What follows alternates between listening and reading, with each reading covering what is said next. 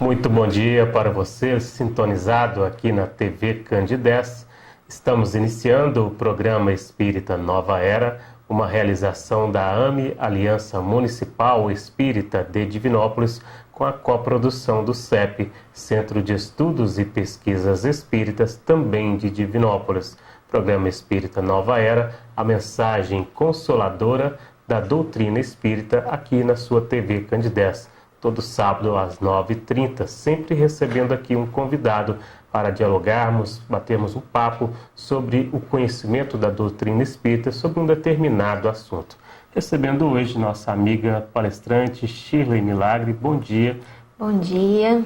Bom dia aos telespectadores. É uma alegria muito grande estar aqui. Bem-vinda novamente ao nosso programa, Shirley. Também é uma alegria sempre para nós recebê-la aqui. Obrigada. Hoje nós iremos conversar sobre o tema o aborto na visão espírita. Como a doutrina espírita pode nos auxiliar a compreender melhor este tema, de certa forma, às vezes meio até polêmico, né? Sem dúvida, ainda muito polêmico, né? Sim. Shirley, como então compreender um pouco essa questão?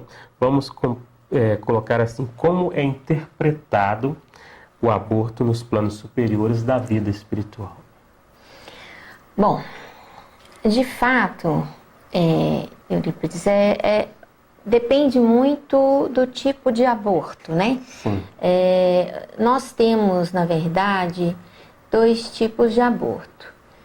Aquele aborto que acontece naturalmente, que a gente chama de espontâneo, uma ocorrência natural, e aquele aborto provocado, né? Intencional, tá certo?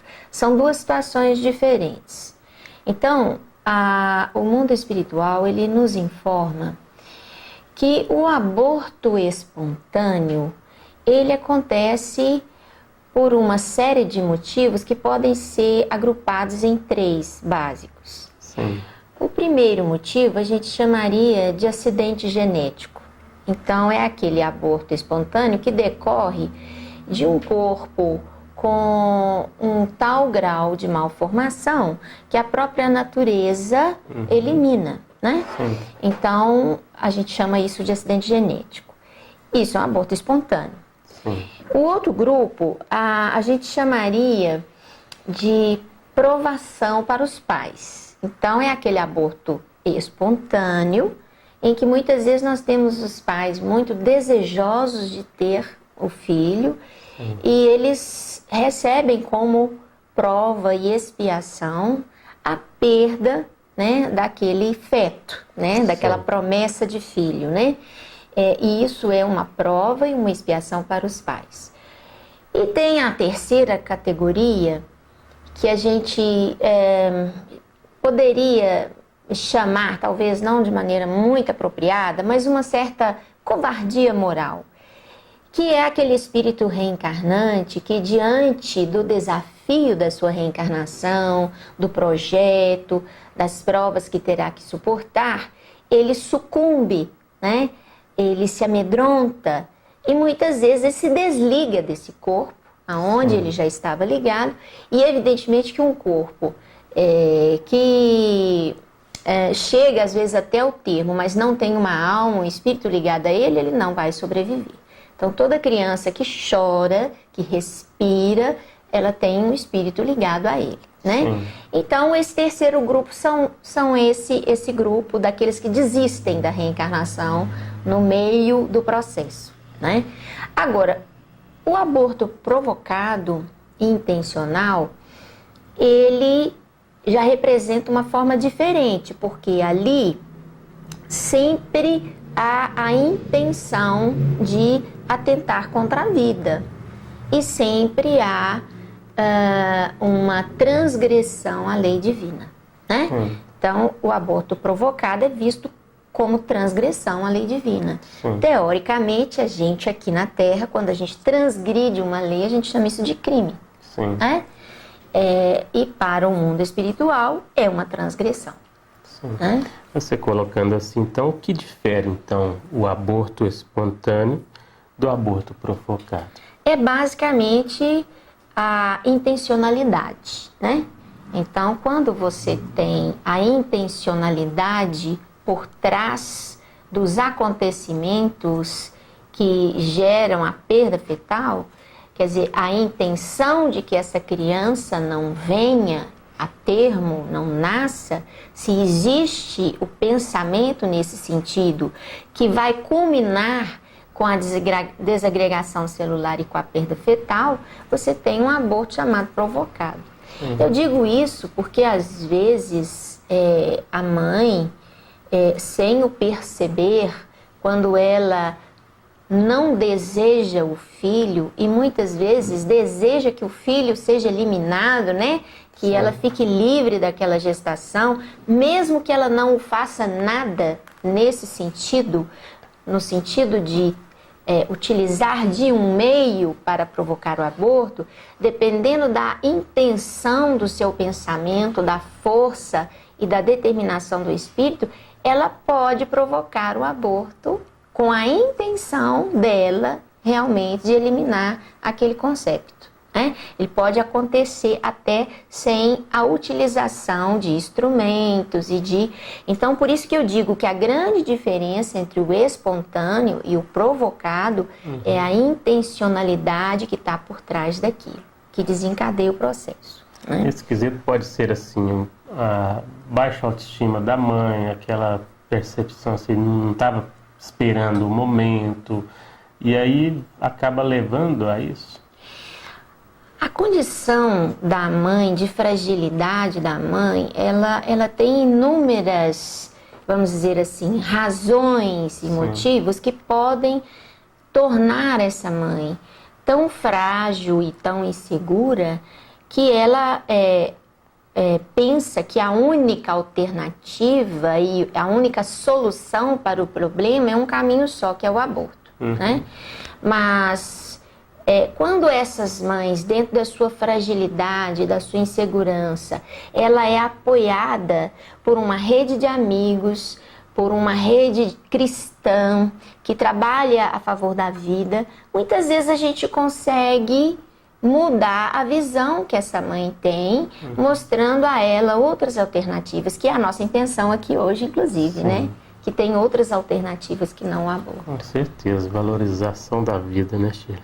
Shirley, que consequências assim tem para o espírito o aborto? Essas consequências para o espírito reencarnante, que você diz, né? Também depende muito se o aborto é espontâneo ou provocado.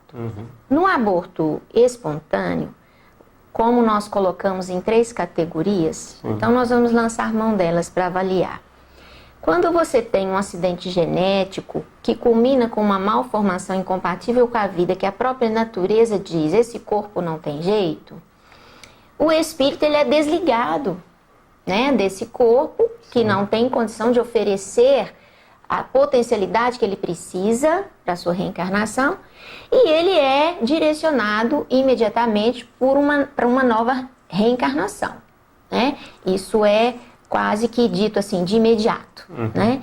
Agora, quando você tem uma fuga do espírito reencarnante, um aborto espontâneo, ele está fugindo dos seus compromissos, ele vai ter que se preparar novamente. Então, ele vai ter que passar por toda uma preparação para poder realmente retornar, e às vezes numa condição até diferente daquela que tinha sido preparado para ele, né? Com relação à família, à paz e etc.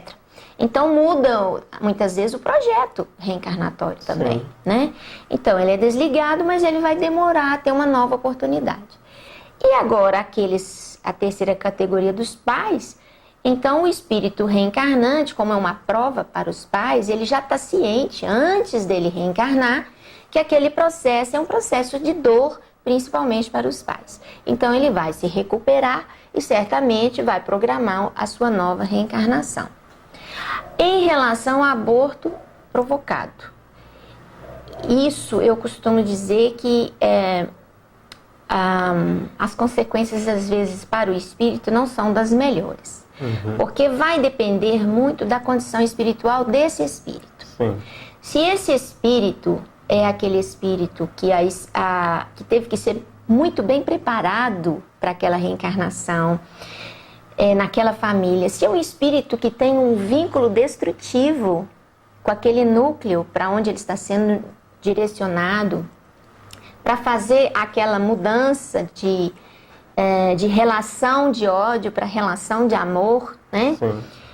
E ele recebe essa rejeição, ele pode entender isso como uma rejeição duplamente qualificada, vamos dizer assim, né? Extremamente intensa. Ele pode não se conformar com isso, ele pode inclusive se revoltar a ponto de desejar alguma vingança. Seria uma afronta, vamos colocar Sim, assim. seria uma rejeição que lhe tirou, na verdade, todo o investimento emocional que ele fez na tentativa de reatar os laços. Então, ele se decepciona profundamente. Isso pode se tornar um sentimento destrutivo, de desejo de vingança, e ele se tornar um obsessor dessa família, né?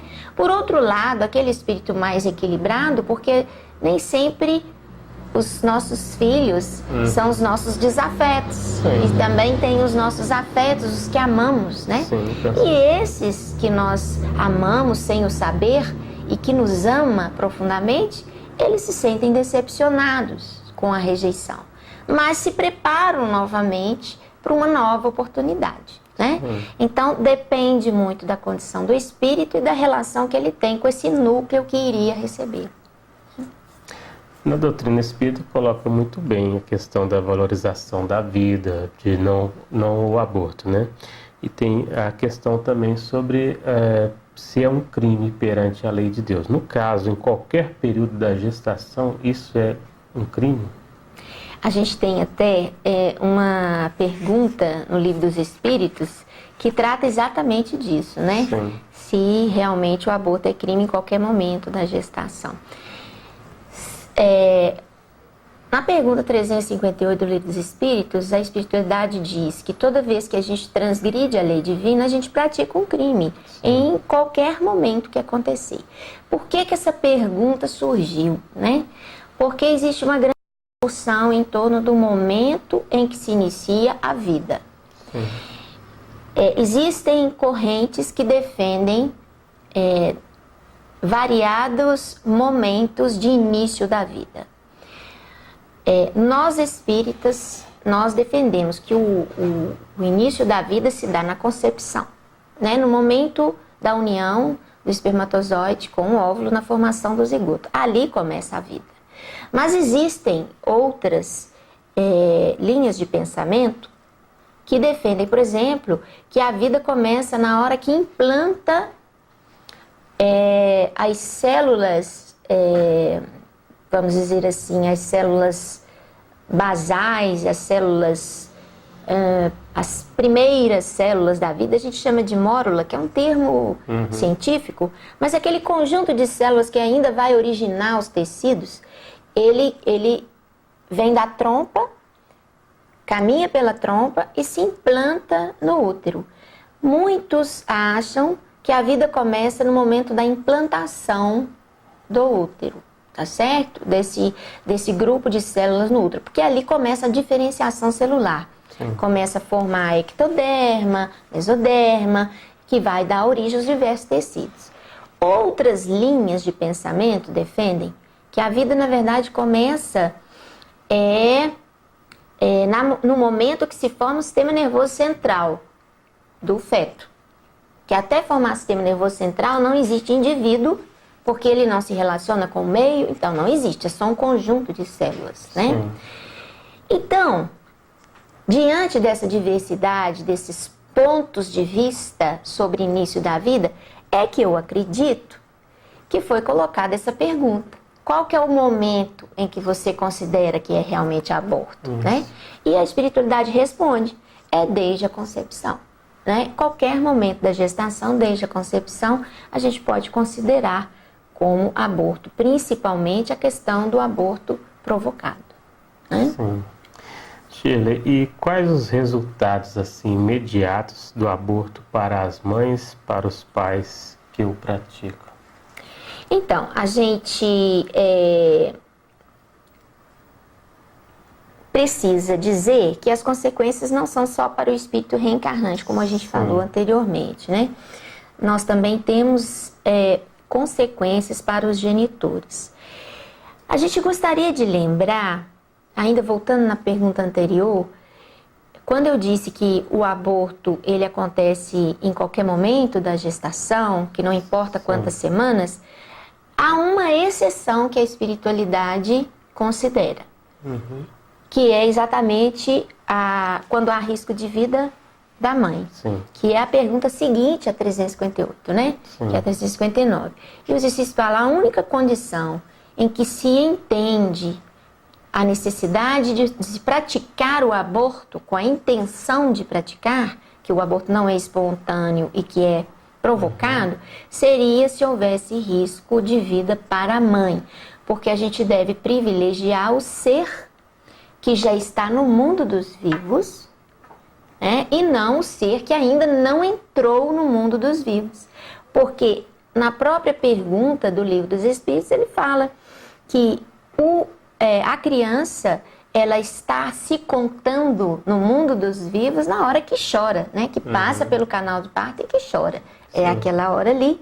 Eu falo que o prematuro é quando ele respira, que às vezes ele nem chora, né? É aquele momento está no mundo dos vivos. Então, a espiritualidade fala, em caso de risco de vida da mãe, o privilégio é de quem já está na Terra e não de quem está por vir à Terra, né? Mas ainda assim eles colocam que o que vale é a intenção, igual você colocou, né? Exatamente. A intencionalidade é tudo por trás disso.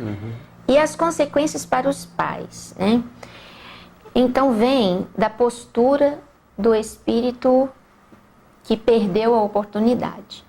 Se esse espírito for um espírito que já tem laços de desafeto com essa família e que se desequilibra em virtude da oportunidade que lhe foi tirada, ele pode se tornar um obsessor e ter como desejo e pertinência fazer a infelicidade daquele casal, daqueles cônjuges, né?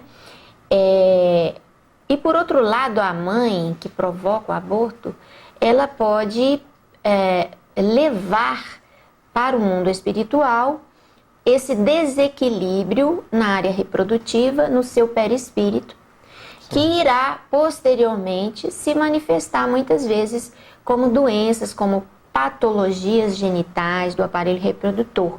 E esse casal pode, em vidas posteriores, desejar muito ter o filho, né, Eurípides? E a providência de dizer, não, agora você vai ficar apenas com o desejo de tê-lo, mas não vai tê-lo, né? São aqueles casais que tentam ter filhos e não conseguem, né? Isso explica um pouco, né, essa questão para muitos, procurar esclarecer mais, né, Sheila, sobre este assunto também, o porquê das certas dificuldades, né? Exato. Mas nada, como o próprio Emmanuel coloca, o trabalho no bem, a caridade, no amor ao próximo, talvez não possa ser reajustado ainda nesta caminhada, né? Shirley, o que difere então, nós já falamos sobre essa questão do espontâneo provocado, colocamos essa questão relacionada a pai e mãe, mas não é só o pai e mãe, né? Porque tem aqueles que também por trás ali influenciam os pais para tomar essa decisão, ou vamos colocar assim, às vezes a filha ali muito nova ainda, acaba que a mãe e o pai dela força uma situação como isso, os avós, né? Os padrinhos, os madrinhas, médicos e, sei lá, as parteiras, vamos colocar assim, tem esses também, eles também têm responsabilidade. Tudo vamos dizer, responsabilidade compartilhada, né? Se você compartilha da decisão, se você influenciou a decisão, você compartilha a responsabilidade daquela decisão. Né? Então, também para eles, a lei de causa e efeito, ela é a mesma para todos.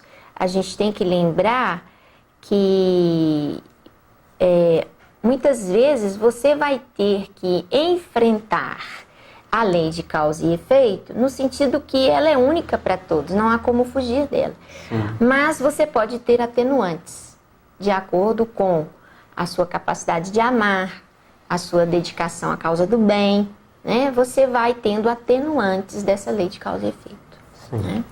E como a medicina hoje, Shirley, aliada aí à espiritualidade, vê essa questão do aborto? Olha, a medicina espiritualizada, porque a medicina comum, ela peca nesse sentido. Sim. Porque ela acha que crianças mal formadas não devem nascer, crianças que têm defeitos, têm síndromes, não deveriam nascer, e que a mãe teria o direito de interromper a gestação a qualquer momento, principalmente no primeiro trimestre, que é mais seguro, né? Vamos dizer assim, do ponto de vista biológico, né? Médico. Entretanto, a medicina espiritualizada, que tem a visão da reencarnação ser algo planejado, ser uma bênção para quem vem, uma bênção para quem recebe, que a reencarnação muitas vezes é o expurgo de desequilíbrios mentais, desequilíbrios afetivos, emocionais e até espirituais, que muitas vezes resultam em algumas malformações, essa expurgação no corpo físico, né? Mas é a oportunidade de fazer esse expurgo. Em vista de que a ciência hoje já torna acessível a todos os meios para se evitar a concepção.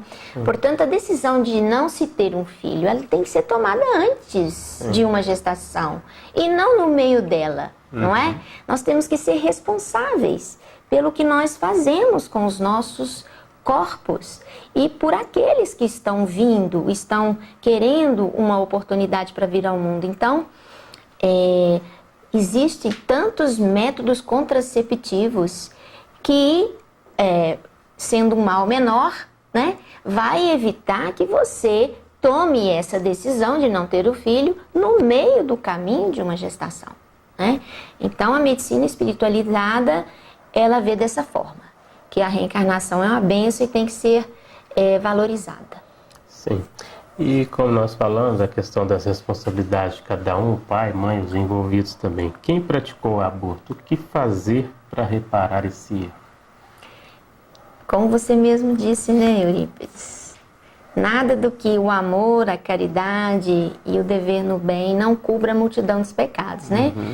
Mas é o exercício do amor. E aí, mesmo que a lei de causa e efeito gere provas e expiações a serem passadas por aqueles que estiveram envolvidos naquela transgressão à lei divina, nós devemos ter compreensão e paciência com as provas e as expiações que virão, né? Não podemos recalcitrar contra elas, né? A gente deve ter caridade e amor na hora de atender às dores, principalmente daquela mãe que se sente frágil, abandonada, que quer ouvir uma palavra de coragem, de apoio. Então nós, muitas vezes que falhamos em um determinado momento, nós podemos hoje ser um instrumento do bem. E nós podemos estimular essa mãe, apoiar essas famílias e apoiar não só no aspecto, vamos dizer assim, da palavra cristã, mas às vezes no aspecto material, dar um apoio a essa mãe, direcioná-la para o pré-natal adequado, né? Conseguir que ela seja bem atendida. Enfim, nós temos várias formas de lutar contra o aborto, que não é só bandeira, que é realmente uma ação cristã imediata com aqueles que passam por uma situação difícil e que às vezes tem a intenção de praticar o aborto em virtude disso, né? Orar e vigiar sempre e procurar receber os próximos filhos e as próximas oportunidades que virão com alegria. Sim. Né? Nosso tempo ele é muito pequeno para esse tipo de assunto, né, Shirley? Ele leva muito tempo, seria um seminário, um dia inteiro para a gente discutir, falar sobre esse assunto tão, assim, às vezes polêmico, mas que, à luz da doutrina espírita, esclarece muito bem que o primeiro de todos os direitos é o direito à vida, né? Então, exatamente. Que a gente pense sobre isso, a valorização da vida. Qual mensagem, assim, você deixa aos nossos amigos telespectadores para pensar, para refletir sobre este tema? E eu gostaria de me dirigir especialmente às mulheres, né? Porque nós somos donas do nosso corpo, somos. Mas nós não levamos o nosso corpo, né? A gente não leva o nosso corpo para o outro lado. A gente leva as nossas ações, a gente leva o nosso sentimento, o nosso afeto. Então, vamos, diante da dificuldade, amar sempre. Inclusive aquele que está chegando. Muito bem, Shirley, nós agradecemos imensamente, que Jesus a abençoe. Eu que agradeço. Que você possa ter outras oportunidades de estar aqui conosco, tendo esse bate-papo, esse momento aqui no programa Espírita Nova Era, que é uma realização da AME, com apoio, coprodução do CEP, Centro de Estudos e Pesquisas Espíritas, todo sábado às 9h30 aqui pela TV Candidez. Agradecemos a você pelo carinho da sua audiência, um bom dia e até o próximo programa.